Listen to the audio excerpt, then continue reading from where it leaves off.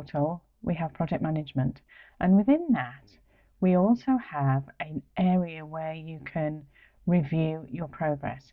Now, this may be related to projects, or it may be related to sales in your business, and whatever is appropriate for you. But what we have are 4 different templates to use to really think about your business, whether it's annually, quarterly, monthly, or weekly. And they then all filter into one another.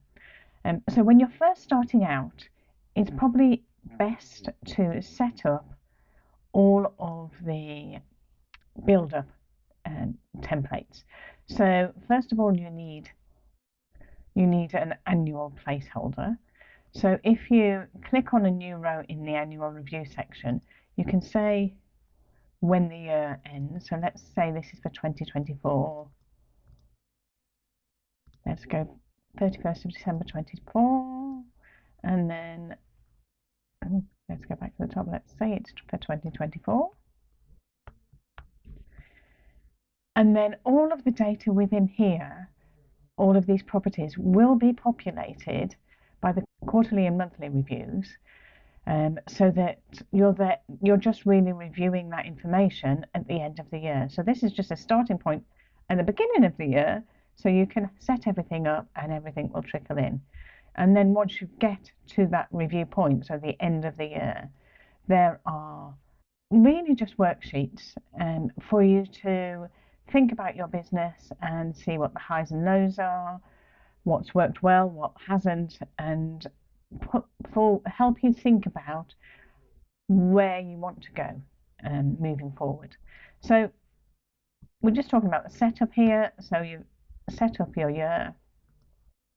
Then if you go into the quarterly review section, we've got the 4 quarters for 2023. Let me just add in one for 2024, just so that we can get that one in. So we will be ending end of March 2024. Quarter 1, that will do for now. Again, this has a quarterly review worksheet, slightly different to the annual review. As you go through into the bigger reviews, then it becomes more and more wider thinking. So when you're looking at a weekly review, it is looking at the specific tasks that you plan to be doing that week.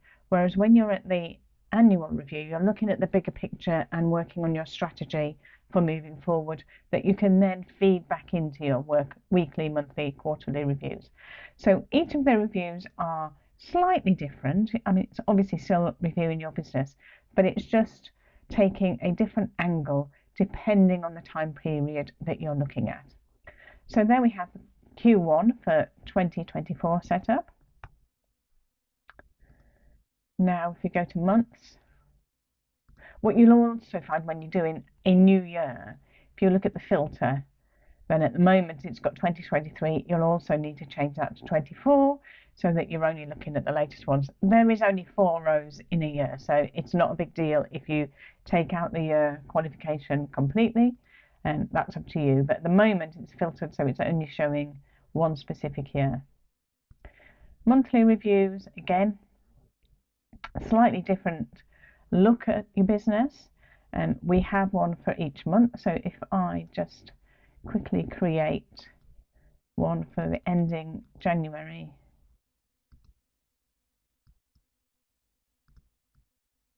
24, and this feeds in from the weekly review. So what you'll find is this is the only one that has properties that you may want to amend, and that's because of how you're tracking your business. If you're not tracking any of the stats such as number of orders, revenue, expenses, website visitors, etc., then it possibly doesn't matter. Well, it doesn't matter if you're not collecting them. But if you are, then you may find in the weekly review that you have weeks that span one month and another. And so it may be that you want to just adjust some of the weekly values, the consolidated weekly values, into an actual for the month. So you're just taking that monthly figure into account. Could be that you trickle through and just use it by the weeks, and that's fine for you. But if you want to be specific about the months, then you might need to adjust and just update the actual values in the monthly figures, rather than just taking the consolidated weekly values. So again, we're at the month, we've got these dates, updating the actual values if you need to, and then we have a monthly review, which again is slightly different to the quarterly and annual. And then let me just quickly go into the weekly review. So in this instance, we would create a new record. What I like to do, doesn't mean to say that you would like to do, is in the week ending field, click on the date that it's week ending. So we'll do the first week in January 24. So week ending Friday the 5th. And then I just copy that date that's in the calendar and put that in there. So it's the name of the week. So you've got that date there. And then at this point, you can link in that it's linked to January 2024. So each week is linked to a month. So you will only have one record for each week, but when you come to the month, you'll see the 4 or 5 weeks that are linked into it. So you can put in information about what you're wanting to focus on. So from your monthly review, you'll know what you need to be working on. So you can have your focus areas, what your objectives are for that month, and then you can fill in whether you've been effective or not. So let's say I'm not focusing on sales, increase sales by 10%, number of orders, and then you can put in the details. So we've had 10 orders, revenue of 1,000 maybe, expenses 100, just keeping things round, website visitors a number of 1,000, so that's views, shop visits, if you have a separate shop to the website, let's say 500, number of followers 100, number of subscribers, let's say 5.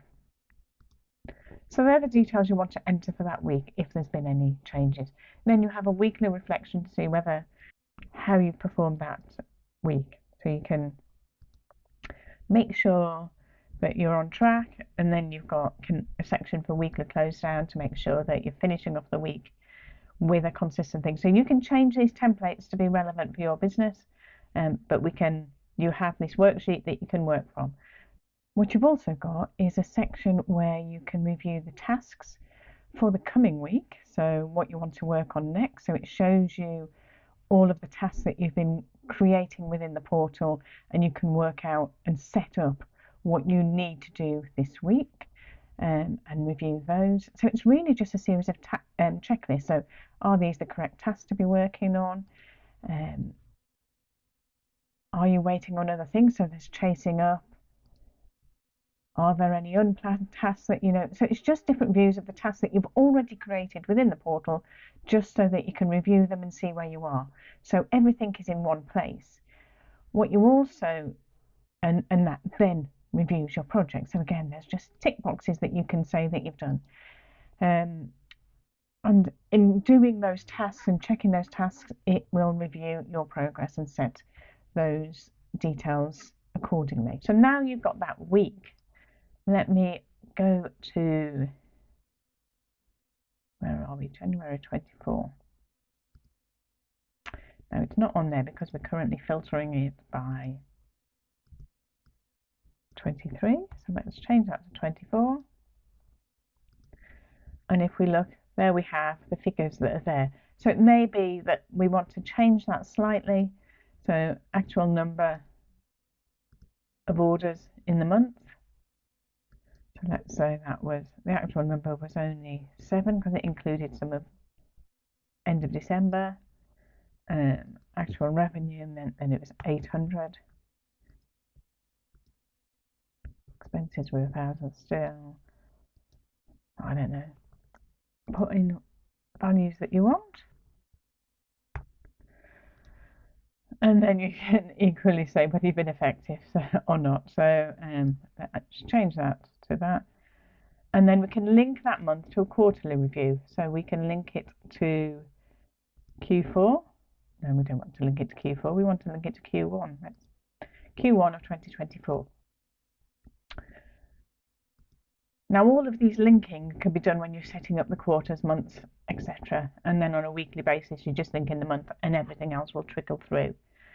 But because we're looking at, again, 2023, let's change that to 24. We see the information and you can see that that data has indeed come through from the months. But it's using your actuals rather than the values that it has taken from the weekly. So you do need to make sure that you fill in the actuals. So if you're not filling in your weeks, then the actuals are the key thing that you need to do. Then again, if you look at the 2024, so if what we haven't done, go to Q1 and we need to link it to the annual review. So we're linking it to 2024. And so now when we look at the annual review for 2024,